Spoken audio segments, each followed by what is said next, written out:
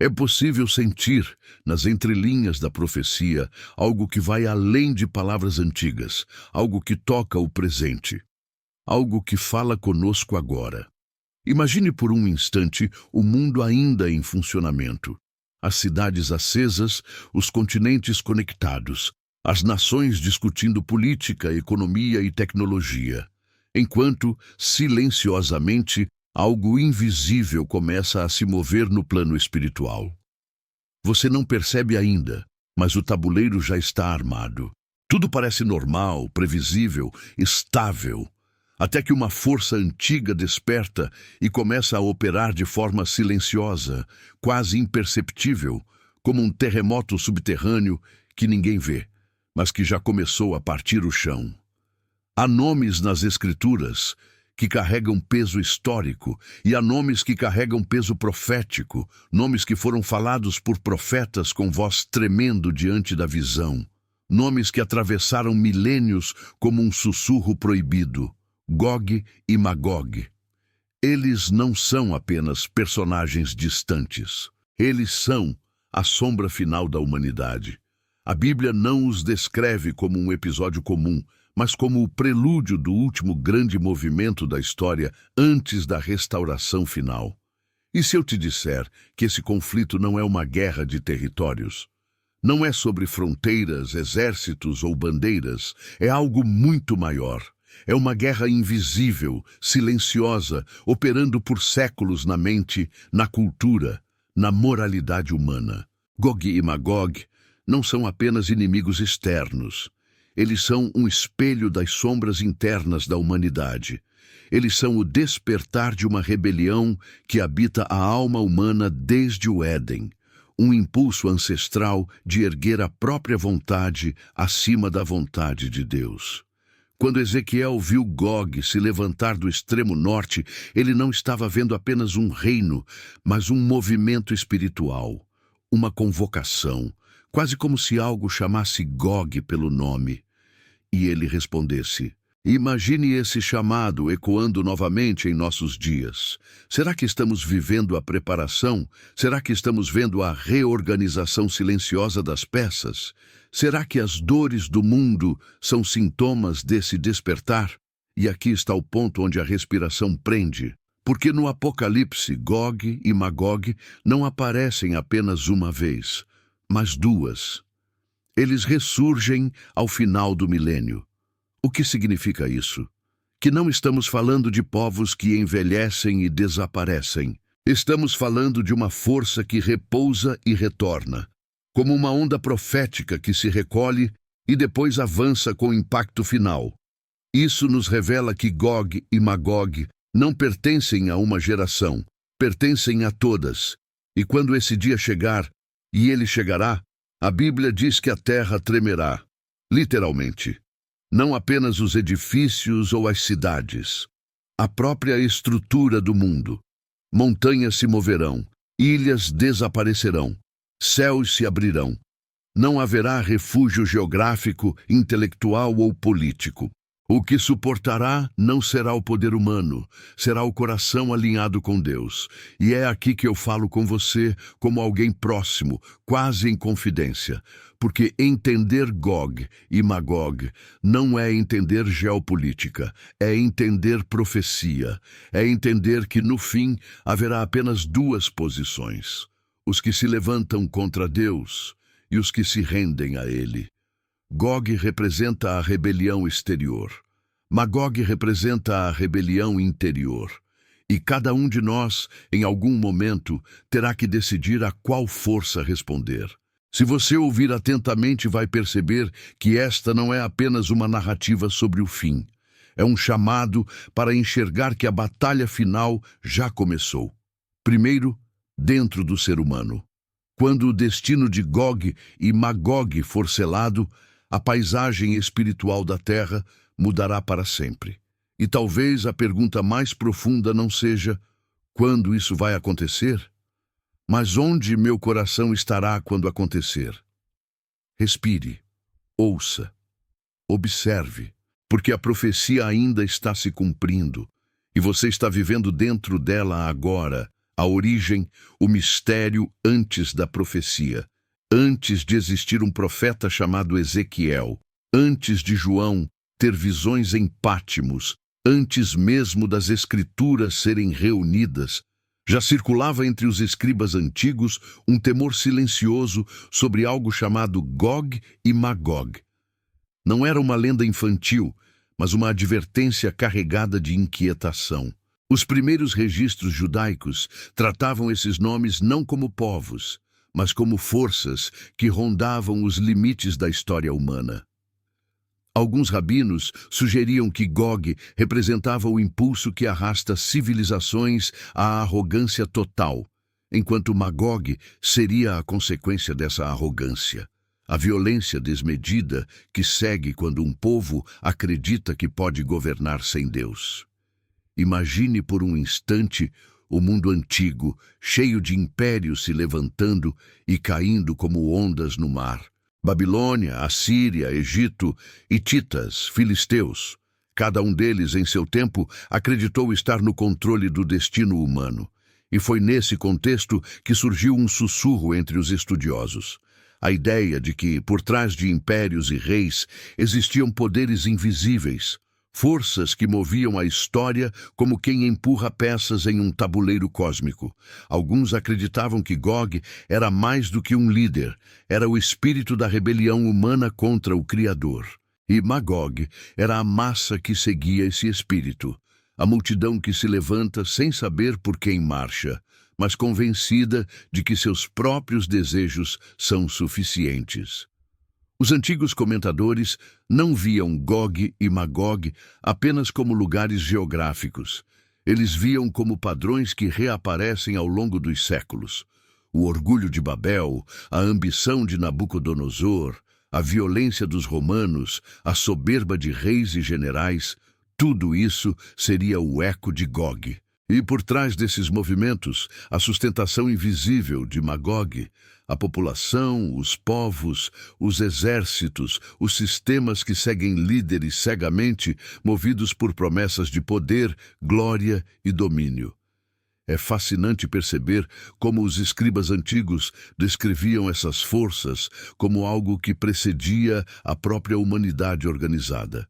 Eles acreditavam que Gog e Magog surgiram quando o primeiro homem decidiu que poderia escolher o bem e o mal sem recorrer à voz de Deus. Naquele momento, o espírito de Gog teria nascido, o espírito da autossuficiência. E Magog seria a massa humana confirmando essa escolha, seguindo o mesmo caminho, geração após geração. Se isso é verdade, então Gog e Magog não são apenas nomes remotos num mapa profético. São manifestações de um padrão espiritual que reaparece quando a humanidade abandona a dependência do Criador e escolhe estabelecer seu próprio trono sobre a terra. Esse entendimento muda tudo. Porque se Gog e Magog são forças invisíveis que habitam a história humana, então, eles podem estar atuando agora mesmo, nas decisões políticas, nos movimentos sociais, nas tensões globais, nas disputas de poder entre nações e ideologias. E aqui surge a pergunta que vira chave para todo o vídeo. Se Gog e Magog já existiam antes dos textos proféticos, antes de terem rosto e reino, então o que eles realmente eram? Forças espirituais? Arquetípicas? Uma herança caótica do mundo antes do dilúvio? Ou algo ainda mais profundo, uma sombra que acompanha a humanidade desde o Éden? É por isso que a profecia não é apenas futura. Ela é recorrente. O espírito de Gog aparece sempre que o homem proclama que não precisa de Deus. E o espírito de Magog aparece quando as multidões seguem esse caminho. Agora que entendemos essa dimensão invisível, podemos então olhar para as Escrituras e perceber que elas não descrevem apenas eventos futuros, mas ecoam esse padrão antigo. A visão de Ezequiel, a guerra que não é apenas terrena. Quando o profeta Ezequiel começou a registrar as palavras que ouvira da parte de Deus, ele não estava apenas escrevendo sobre reis e territórios. Ele estava sendo levado para dentro de uma visão que rompia os limites do tempo e do espaço. Era como se o céu o conduzisse para um ponto da história onde todas as fronteiras geográficas deixavam de importar, e o que realmente importava era o que estava por trás de cada movimento, visível e invisível. A profecia sobre Gog de Magog, no capítulo 38 e 39 de Ezequiel, não é apenas mais uma guerra antiga registrada nas Escrituras. Ela carrega um peso que poucos compreenderam completamente. O texto começa com uma ordem divina. Filho do homem, vira o rosto contra Gog, da terra de Magog, príncipe de Ros, Meseque e Tubal. Mas por que Deus está dando atenção a um nome tão enigmático e por que os detalhes dessa guerra são tão vívidos, tão simbólicos, tão apocalípticos? A chave para entender essa visão não está apenas nas nações citadas, mas na estrutura espiritual que ela revela. O exército liderado por Gog não se forma como uma aliança geopolítica tradicional. Ele surge como se fosse despertado por uma força maior, como se algo ou alguém o estivesse empurrando para um destino inevitável. Deus mesmo declara que é Ele quem põe anzóis nos queixos de Gog, trazendo-o à batalha. Isso não soa como liberdade de ação, soa como convocação, como cumprimento de um plano muito mais antigo do que os impérios da terra. O mais impressionante é que essa coalizão de nações vem de todos os cantos. Pérsia, Cuxe, Puti, Gomer, Togarma. Uma mistura de territórios, culturas e povos que juntos formam um exército que excede qualquer padrão humano de guerra. Isso revela que a ameaça representada por Gog não é localizada. Ela é global, ela é espiritual, ela é simbólica do último levante contra a ordem divina. Mas por que Israel? Por que essa terra se torna o alvo final dessa força obscura? Porque, segundo a própria profecia, Gog marcha contra um povo que habita seguro, contra um lugar sem muros nem portas. O contraste é claro. Um povo em paz, aparentemente vulnerável. Uma terra que representa o centro do propósito de Deus. O ataque, portanto, não é apenas contra a nação visível. É contra o que ela representa no plano espiritual. É contra a promessa, contra a aliança, contra tudo o que Deus preservou como sinal entre ele e a humanidade. Ezequiel escreve como quem vê, com os olhos abertos para algo que ainda não aconteceu, mas que já existe em alguma dimensão do tempo. Ele vê Gog se armando, vê os cavalos, os escudos, as lanças, mas ao mesmo tempo vê o próprio Deus se levantando com ira. Porque essa guerra não é apenas entre nações, é entre o Criador e as forças que ousam tocar no que ele declarou como santo. Gog, nessa visão, não é apenas um líder humano.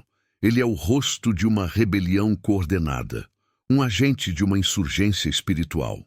Ele representa tudo o que se levanta contra a ordem divina, tudo que desafia o sagrado, tudo que tenta tomar pela força o que foi prometido pelo amor. Por isso, essa guerra descrita por Ezequiel não termina em batalha comum. Ela termina com terremotos, com fogo, com pragas, com desastres naturais que não podem ser explicados pela ciência, porque o conflito ultrapassa a lógica militar. Ele toca no juízo divino. Ele mexe com os fundamentos da criação. E é nesse ponto que surge a pergunta que atravessa séculos e teologias. Se Gog é apenas um rei, por que Deus reage como se o próprio céu estivesse sendo atacado? A resposta está na natureza da batalha. Gog não invade Israel apenas para conquistar terras. Ele marcha contra a revelação, contra o plano eterno, contra a presença de Deus entre os homens. E o mais chocante é perceber que, segundo Ezequiel, essa movimentação é permitida. Deus permite que Gog se arme, permite que ele avance, permite até que ele acredite que vencerá. Porque o objetivo nunca foi proteger a terra com muros, mas revelar o poder de Deus com fogo. Essa guerra se torna o palco de uma demonstração celestial. É como se o céu dissesse ao mundo: vocês duvidaram que eu estava aqui? Agora verão. Ezequiel então escreve que Deus envia terremoto tão forte que as montanhas se derretem, que a espada de cada um se volta contra o seu próprio irmão, que choverá enxofre e fogo sobre Gog e seus aliados. Não apenas sobre os soldados, mas sobre suas terras, suas cidades, seus povos, porque o julgamento se estende além do campo de batalha. É nesse ponto que a profecia começa a sair do plano literal e entra no espiritual.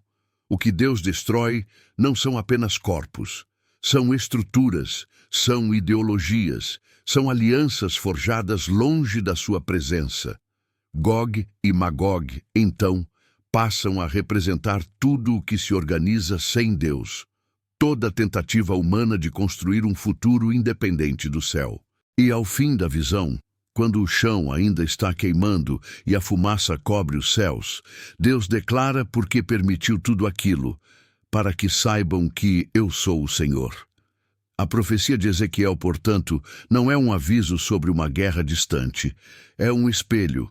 É um lembrete de que todo sistema construído à parte da luz, mais cedo ou mais tarde, enfrentará o juízo que vem do alto. Gog e Magog são mais do que nomes, são símbolos, são arquétipos de uma batalha que continua viva nos bastidores da história humana, e o que começa como uma marcha militar, termina como a revelação do Deus que jamais perdeu o controle. O intervalo mortal.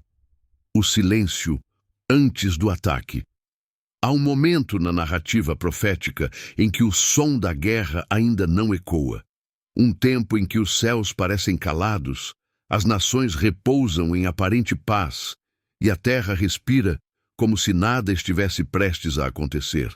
É nesse intervalo silencioso que a profecia sobre Gog e Magog se torna mais perigosa, não porque a batalha começou, mas porque todos acreditam que ela não virá. Ezequiel descreve esse período com uma precisão que arrepia. Gog não invade uma nação em guerra. Ele marcha contra um povo que vive tranquilo, que habita sem muros, nem trancas, nem portas. Essa descrição revela um cenário de falsa estabilidade. Um mundo em que a confiança é depositada em acordos humanos, em diplomacias frágeis, em economias robustas, mas espiritualmente desconectadas. O silêncio aqui não é paz, é distração. É a ilusão coletiva de que o pior já passou, de que a humanidade aprendeu com suas guerras e agora pode construir um futuro sem a necessidade de ouvir a voz do Criador. É nesse exato momento, quando a guarda está baixa, quando a fé está adormecida, quando os olhos espirituais se fecham, que Gog se move. E é por isso que o intervalo entre a profecia e o ataque não deve ser ignorado. Ele é parte do plano, porque Gog não ataca por impulso. Ele espera, ele observa, ele escolhe o momento perfeito, quando o mundo está distraído com seus próprios confortos. O abismo não age com pressa, ele sabe que o esquecimento da luz é mais eficaz do que o confronto direto. Esse intervalo é mais perigoso do que o próprio ataque, porque é nele que os corações se tornam mornos, que as consciências se entorpecem, que o povo de Deus começa a viver como se a promessa fosse apenas uma memória distante. E a Bíblia sempre alerta. Quando o povo esquece quem é, ele se torna vulnerável ao que vem. É aqui que a profecia toca profundamente o nosso tempo. Vivemos num mundo onde muros caíram, fronteiras se desfizeram, conexões globais se tornaram normais. Vivemos a era da informação, mas também da distração. A humanidade se sente segura com seus avanços, suas inteligências artificiais, suas estruturas tecnológicas, mas raramente para perguntar: e o espiritual está protegido? Gog ataca quando ninguém mais acredita que exista ameaça.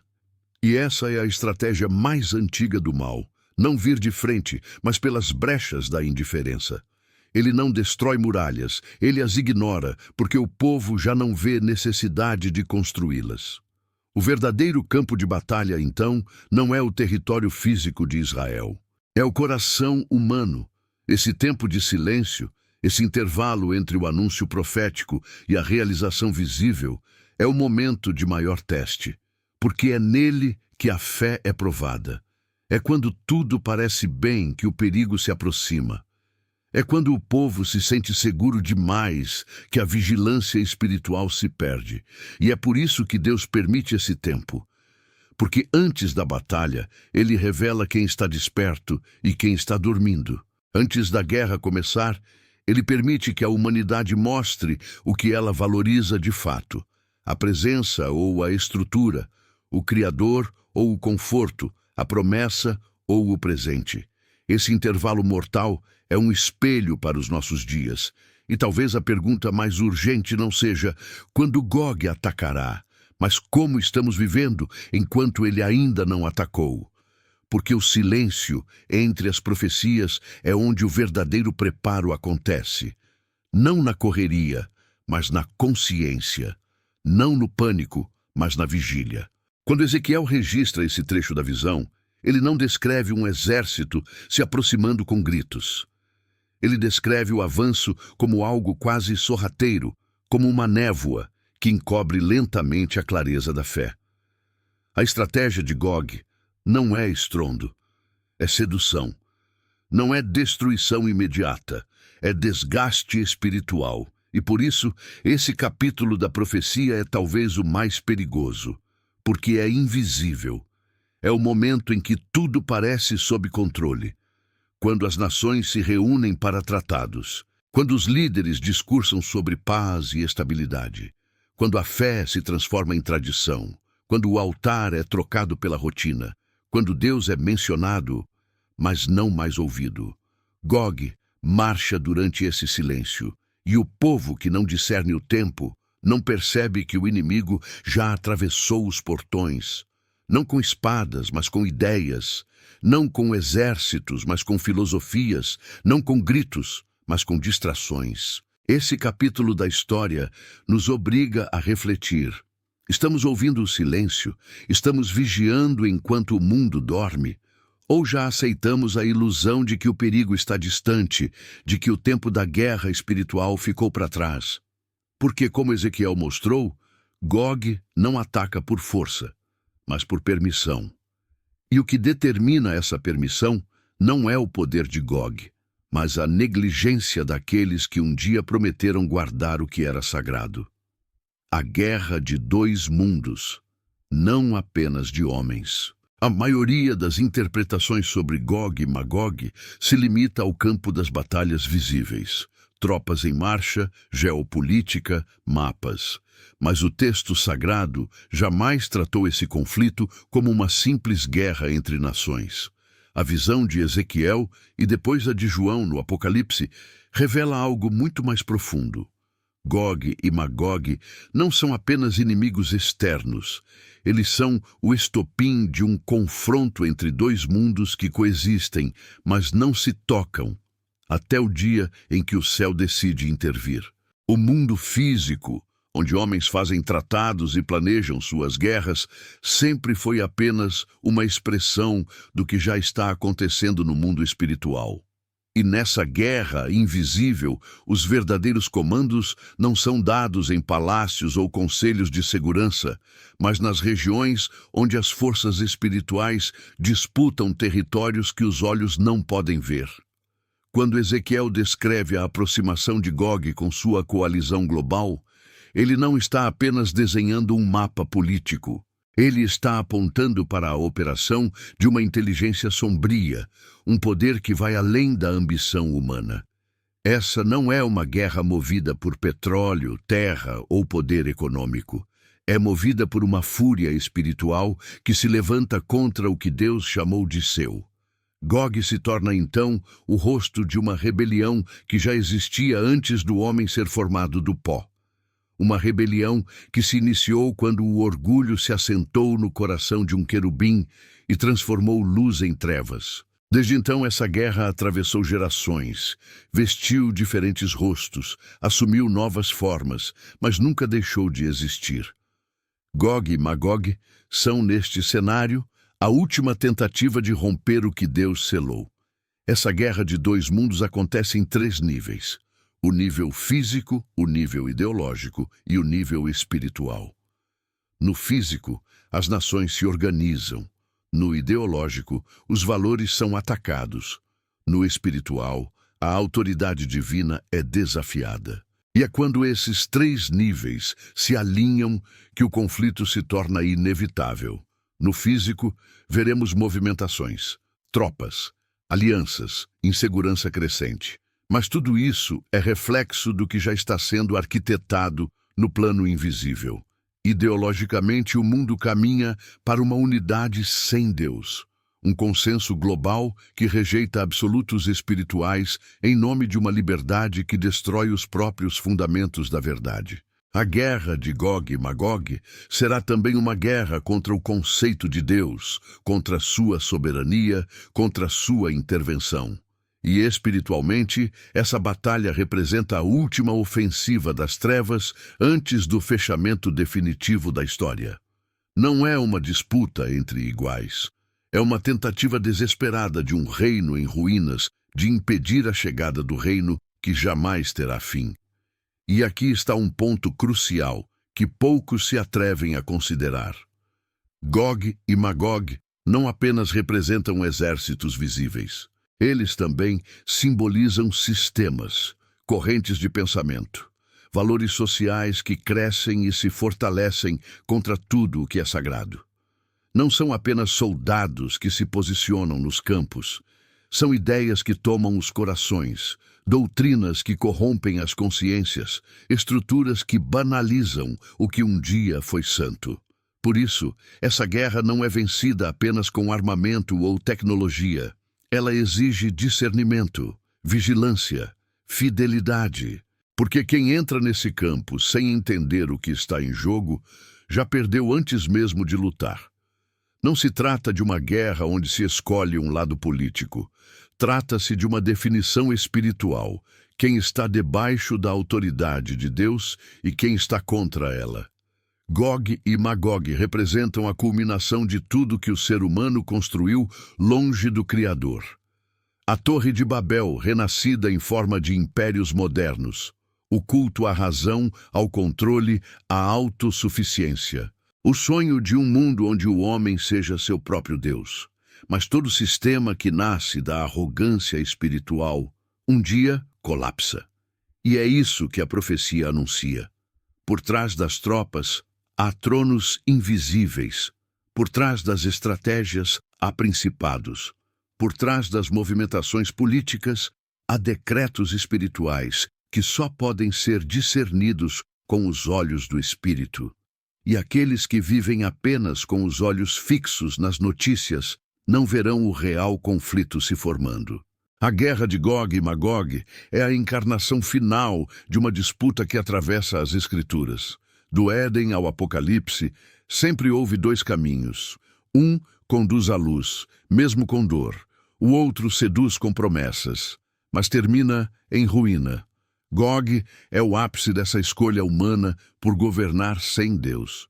Por isso, quando essa guerra começar, ela não será percebida de imediato, porque já terá começado dentro das consciências, nos corações que decidiram que Deus é opcional. Quando as armas forem erguidas, será apenas o reflexo de uma batalha já perdida muito antes, quando a verdade foi negociada em troca de conforto. E nesse ponto surge a pergunta que precisa ser feita agora, antes que seja tarde. De qual lado estamos lutando, sem perceber? Porque essa guerra já começou, não no campo, mas nas escolhas diárias. E quando Gog se manifestar, não será com bandeiras.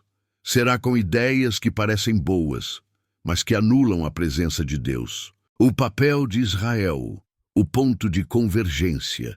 Em toda a profecia sobre Gog e Magog, um elemento permanece constante, o destino da Terra Santa. Israel não é apenas o palco físico da batalha final, é o centro espiritual onde os mundos colidem.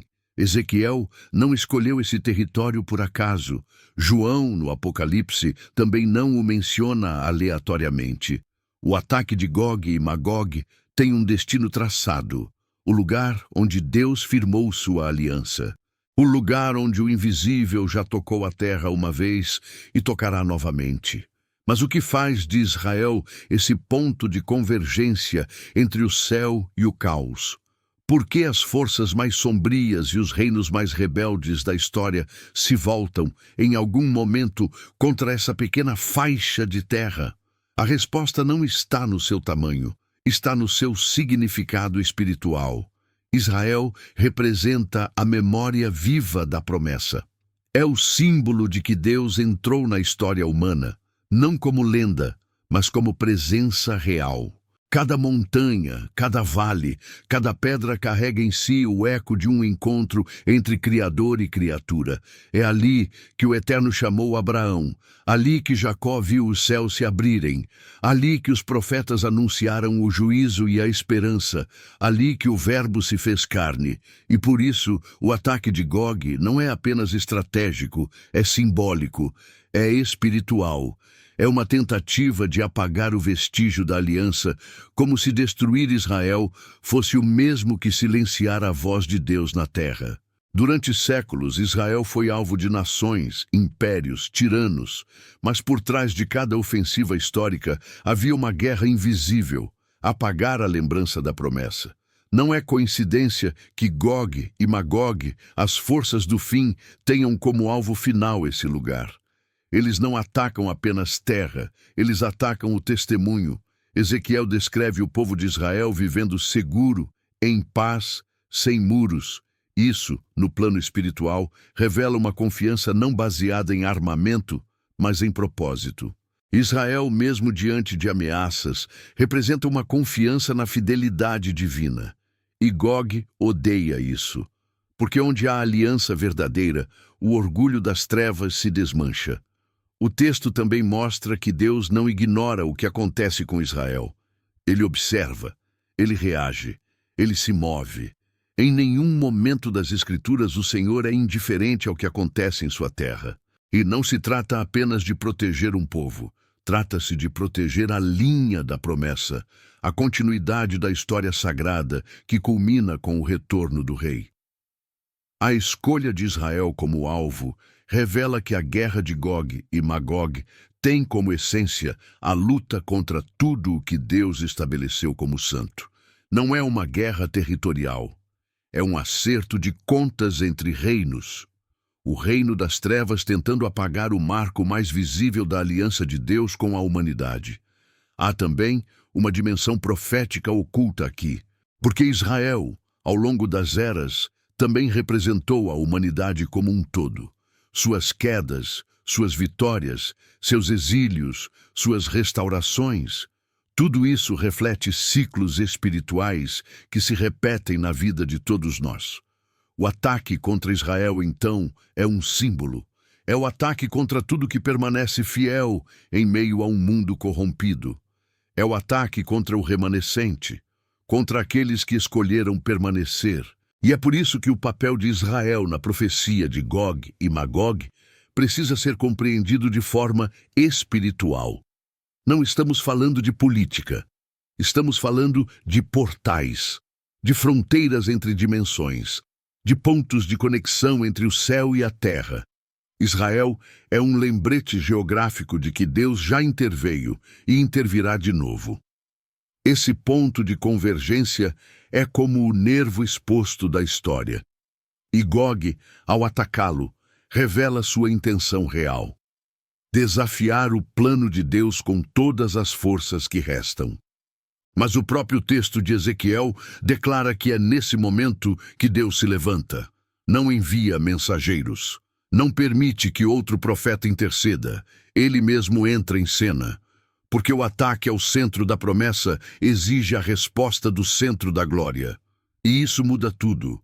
Porque enquanto Gog pensa que está marchando para conquistar, ele está, na verdade, sendo conduzido para o seu próprio fim. Deus usa Israel como isca santa, como linha de confronto, como marca visível de que ainda há aliança viva na terra. E quem toca nessa marca acorda o próprio céu. Gog não entende que, ao marchar contra Israel, ele não está iniciando uma guerra. Está abrindo o juízo, está cruzando a última fronteira, está tocando onde ninguém deveria tocar. E por isso, a resposta será tão violenta, tão cataclísmica, tão divina. O mundo tremerá não por causa de Israel, mas por causa de quem está por trás de Israel. Porque, ao fim de tudo, a profecia sobre Gog e Magog não é sobre destruição de nações, é sobre a proteção da promessa. E toda vez que o mal tenta apagar a aliança, Deus escreve uma nova página da história, com fogo, com terremoto, com juízo, mas também com glória. Israel, nesse contexto, não é apenas um povo, é um lembrete, uma senha, um sinal espiritual que diz ao universo: o plano ainda está ativo. E enquanto esse plano existir, todo ataque será também a sentença de quem o profere. A intervenção divina, quando o céu desce, e então o silêncio se rompe. A coalizão de forças espirituais e humanas está pronta. Gog e Magog se alinham como ondas prestes a engolir a terra. Já não há resistência, já não há diplomacia, nenhuma prece ecoa nos céus, apenas o barulho crescente de uma guerra que ultrapassa o físico. O mundo assiste, sem compreender, mas há algo que os olhos não veem. O céu não está inerte. O silêncio de Deus não é ausência, é anúncio, porque nesta guerra Deus não envia intermediários. Não há profeta levantado, não há anjo com espada flamejante, não há trombeta de advertência, há apenas uma presença, a do próprio Deus. Na profecia de Ezequiel, algo chama a atenção. Quando Gog decide invadir a terra de Israel, o território que carrega não apenas uma promessa, mas um pacto eterno, Deus não se limita a permitir o desenrolar dos fatos. Ele mesmo desce, ele mesmo age. Naquele dia haverá um grande terremoto na terra de Israel. Essa frase parece simbólica, mas não é. Ela é literal, porque esse tremor não é apenas geológico, é espiritual. É o abalo de uma realidade sendo confrontada por outra. O céu se rasga, a terra treme.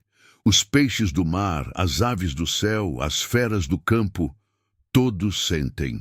O mundo natural percebe que algo sobrenatural está se aproximando. Algo que não pode ser medido com bússolas, sensores ou ciência. Porque é a justiça se movendo com os pés do próprio Criador. E então a descrição se intensifica. Ezequiel diz que Deus chamará por espada contra Gog em todos os seus montes. Mas essa espada não é brandida por mãos humanas. Ela vem do alto. E ela não busca apenas carne e osso. Ela corta alianças obscuras, estratégias ocultas, intenções malignas que até então estavam mascaradas de glória e poder. Mas há mais. O Senhor diz que trará pestilência e sangue, chuvas inundantes, pedras de saraiva, fogo e enxofre. A mente racional tenta encaixar tudo isso em desastres naturais. Mas a alma sabe, e isso é guerra espiritual. É o universo respondendo à ordem do seu Criador. Deus desce à batalha, porque esta guerra não é entre exércitos, é entre reinos, entre luz e trevas, entre o eterno e o passageiro, entre a verdade que liberta e a mentira que aprisiona. E há um detalhe que poucos percebem. Deus age não apenas por justiça, mas por zelo. Ele diz que engrandecerá seu nome diante das nações, não por vaidade divina, mas para que toda a terra saiba, de uma vez por todas, que só há um Deus, que só há uma verdade, e que nenhum império espiritual pode desafiar o Altíssimo e permanecer de pé.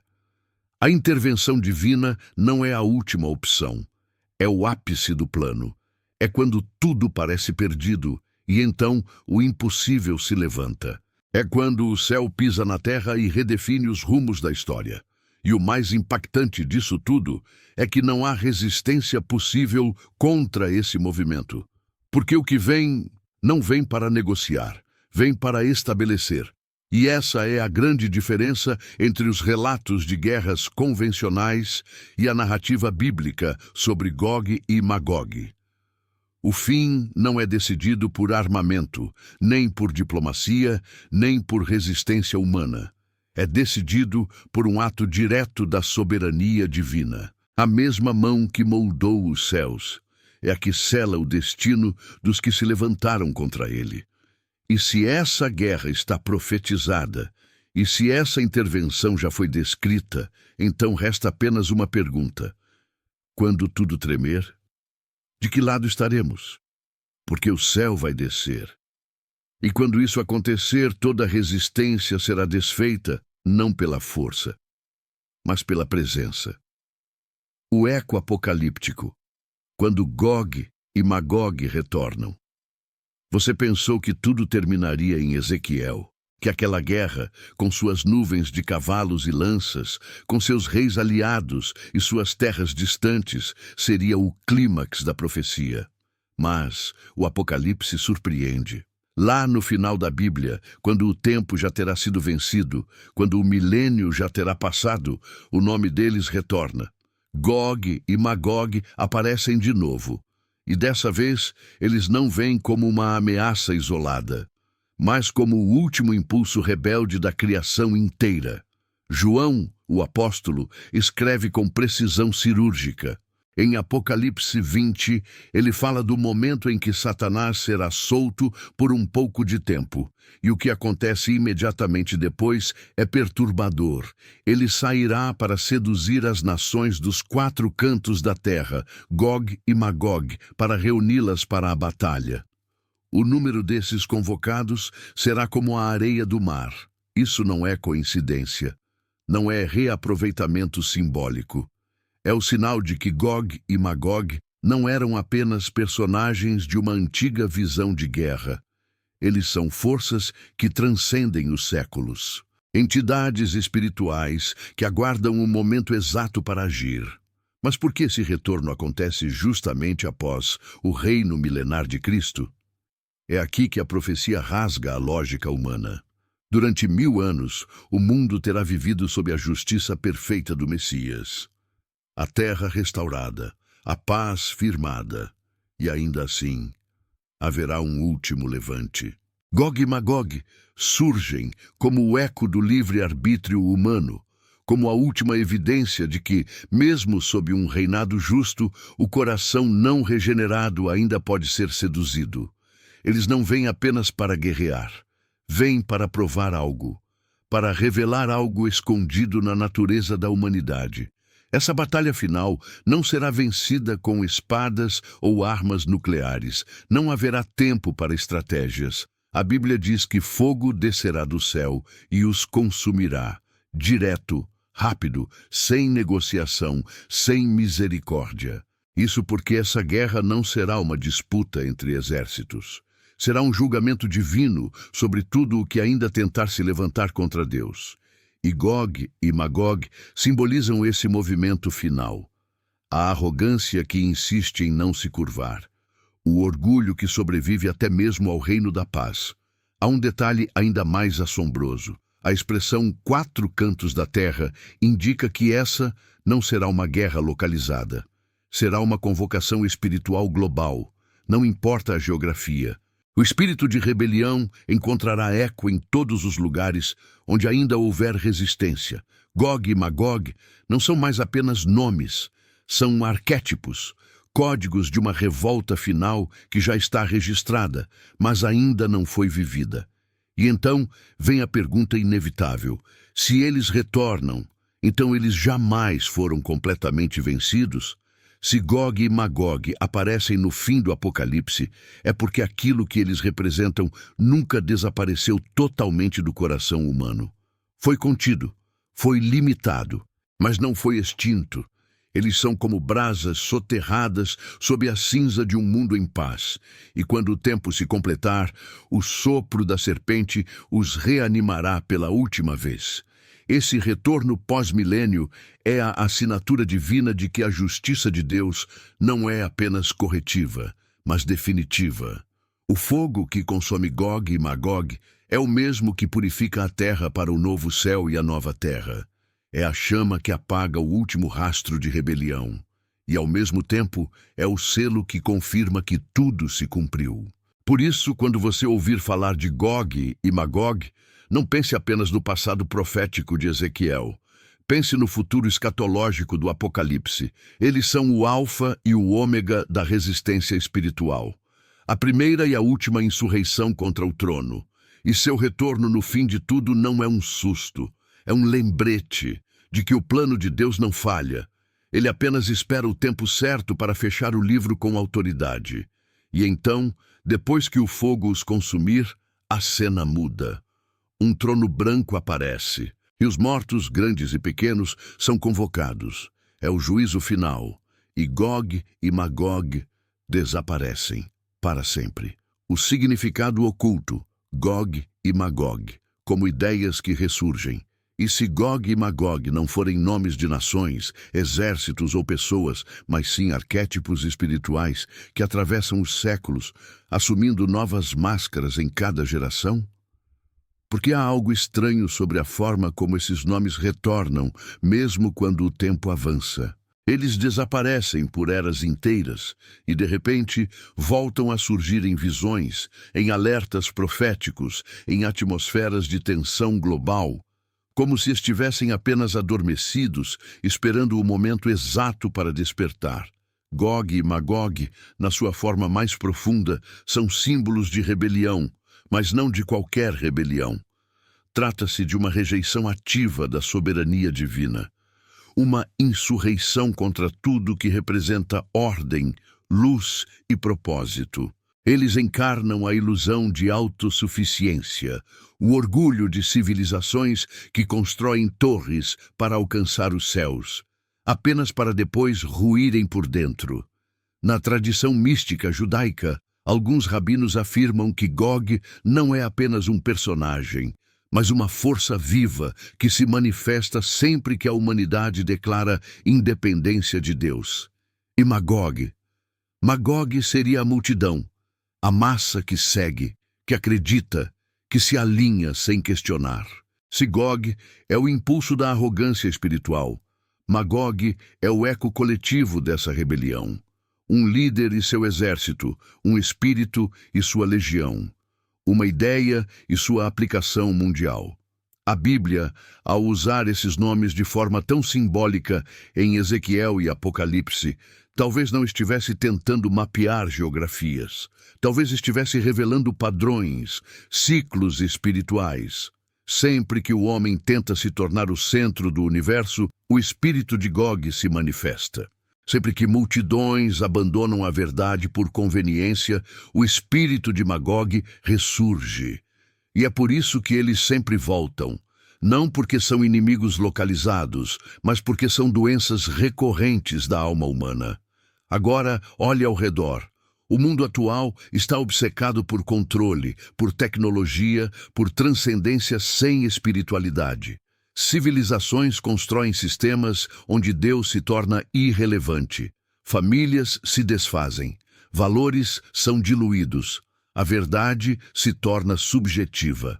E o mais assustador é que tudo isso acontece em nome da liberdade, mas é uma liberdade que desmorona por dentro, que mascara sua escravidão com promessas de progresso. É nesse cenário que o espírito de Gog encontra terreno fértil. Ele se disfarça de inovação, mas cultiva divisão. Aparece como avanço, mas carrega destruição. E Magog?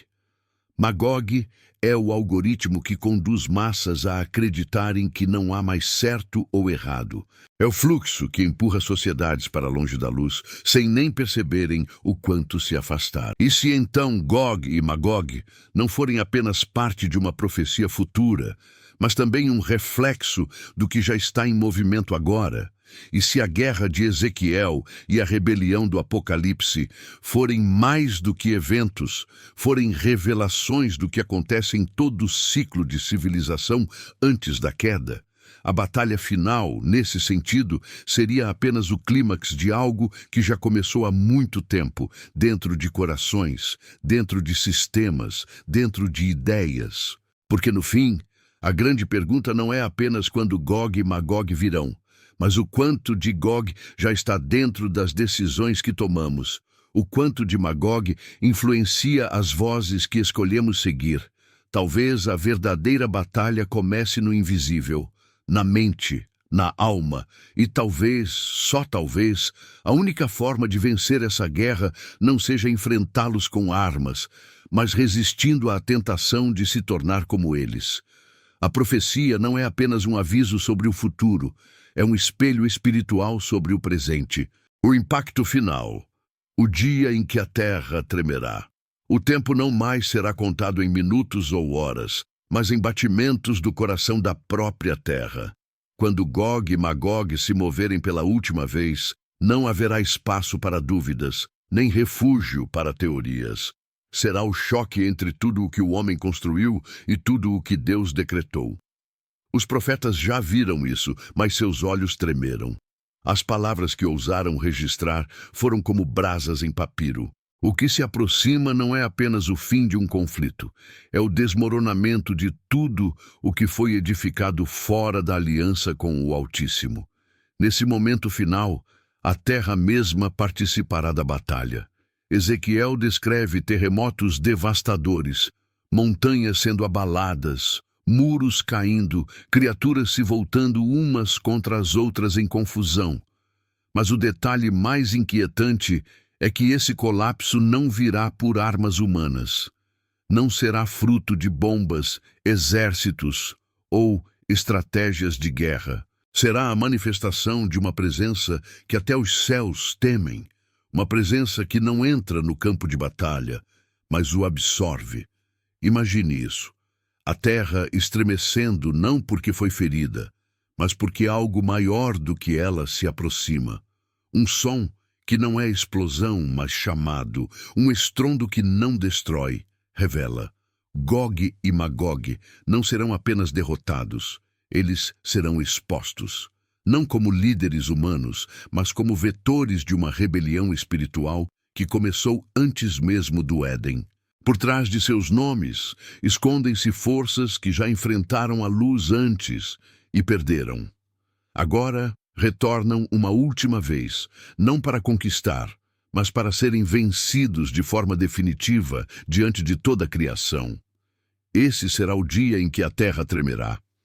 Não como metáfora, não como figura de linguagem, literalmente, montanhas colapsarão, ilhas desaparecerão, céus escurecerão. Mas não será o caos, será o juízo.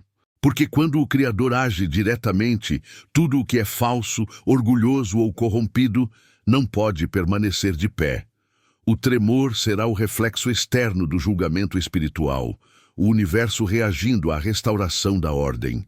Gog e Magog são o último grito da rebelião, e esse grito será silenciado por algo que não grita, mas comanda. A profecia é clara. Deus mesmo declara que farei chover sobre ele e sobre as suas tropas e sobre os muitos povos que estão com ele, uma chuva inundante e grandes pedras de saraiva, fogo e enxofre. Ex 38:22. Perceba, não há espaço para negociação, nem piedade. Esse não é um ato de vingança, é justiça absoluta. Gog e Magog não representam apenas ameaça física. Eles encarnam a arrogância que levou Lúcifer à queda, a corrupção que fez os homens zombarem da arca, o desprezo espiritual que levou Sodoma ao colapso. Eles são o somatório de tudo que se ergueu contra Deus desde o início dos tempos, e por isso sua queda não será discreta. Será memorável, mas talvez o mais perturbador não seja o estrondo da queda, e sim o que vem depois, porque após o colapso haverá silêncio, um silêncio denso, profundo, o tipo de silêncio que faz a alma questionar tudo. A terra estará diferente, os homens atônitos, e nesse cenário ficará evidente que Gog e Magog nunca foram apenas personagens de uma guerra futura. Eles são e sempre foram o reflexo das escolhas humanas que rejeitam o sagrado, zombam do eterno e exaltam o ego acima do trono de Deus. Por isso, o tremor da terra não será apenas geológico, será moral, espiritual, existencial. Ele nos perguntará algo que nenhum sermão conseguiu fazer ecoar com tanta força. O que ainda resta de pé em você quando tudo ao redor cai? Porque o fim não revelará apenas quem foram Gog e Magog, revelará quem somos nós diante da luz, quem escolhemos seguir, o que deixamos morar dentro de nós enquanto o mundo brincava com o abismo. Esse capítulo é o momento do confronto total, do juízo escancarado, da verdade que não poderá mais ser ignorada. E o que torna isso tudo ainda mais sério é que não haverá segunda chance. O tremor será a resposta final. Não há guerra, mas a rebelião silenciosa que tantos cultivaram em paz. O convite à consciência profética. Talvez a pergunta que realmente importe não seja quem são Gog e Magog. Talvez a questão mais profunda, mais urgente seja quem somos nós diante da profecia que os envolve. Quando a terra tremer e os reinos colidirem, quando o horizonte parecer encoberto por nuvens de engano, arrogância e rebelião, quem permanecerá de pé? Quem reconhecerá o som das trombetas antes mesmo que elas toquem? Porque Gog e Magog, mais do que nomes ancestrais, são espelhos espirituais. Eles não apenas revelam eventos futuros, revelam a alma da humanidade. Sua existência nas Escrituras não é uma curiosidade profética, é um alerta, um marco que separa aqueles que vivem de olhos abertos daqueles que se perdem na ilusão de neutralidade espiritual. A Bíblia não insere Gog e Magog por acaso. Eles surgem como figuras limítrofes, personagens do fim e do recomeço. Aparecem antes do milênio e depois dele. Como se Deus estivesse dizendo: enquanto houver orgulho, haverá resistência. Enquanto houver autossuficiência, haverá rebelião. Enquanto houver homens declarando independência de Deus, Gog e Magog estarão à espreita. Mas o chamado divino permanece o mesmo. Um chamado para atravessar a escuridão com discernimento, para andar em meio ao caos com olhos fixos na eternidade, para ser, no meio da guerra espiritual, um ponto de luz, um vestígio do reino que não pode ser abalado. Este vídeo, esta jornada, não foi apenas sobre história bíblica, foi sobre você, foi sobre mim. Foi sobre todos aqueles que, diante das forças que ainda virão, precisarão escolher de que lado estarão. Porque a última batalha não é vencida por exércitos, é vencida por fidelidade, por fé, por aqueles que sabem que nem todo colapso é derrota e nem toda vitória é eterna. E se tudo o que falamos até aqui for mais do que metáfora? E se, enquanto o mundo vive distraído, os cavalos da profecia já estiverem galopando no horizonte? Por isso, antes que o último selo seja rompido, antes que o céu se parta como um pergaminho, lembre-se, Gog e Magog não são apenas uma ameaça externa, eles são uma escolha interna. Você escolherá viver como se as Escrituras fossem um mito, ou caminhará como se cada verso fosse um mapa divino. Talvez a profecia sobre Gog e Magog não tenha sido deixada na Bíblia para assustar, mas para acordar. E se hoje, ao ouvir essa mensagem, algo em você despertou, então a profecia já começou a se cumprir. Se essa mensagem tocou seu coração, se essa jornada pelo mistério de Gog e Magog despertou em você uma nova consciência sobre os tempos proféticos, então este é apenas o começo. Aqui no canal Bíblia Além do Véu, cada vídeo é uma chave, Cada narrativa, uma fresta aberta entre o visível e o invisível. E há muito mais por vir. Inscreva-se agora, ative o sino e caminhe conosco por entre os véus do tempo e da eternidade. Porque enquanto o mundo dorme, há segredos esperando para serem revelados, e juntos nós vamos descobri-los. Nos vemos no próximo capítulo.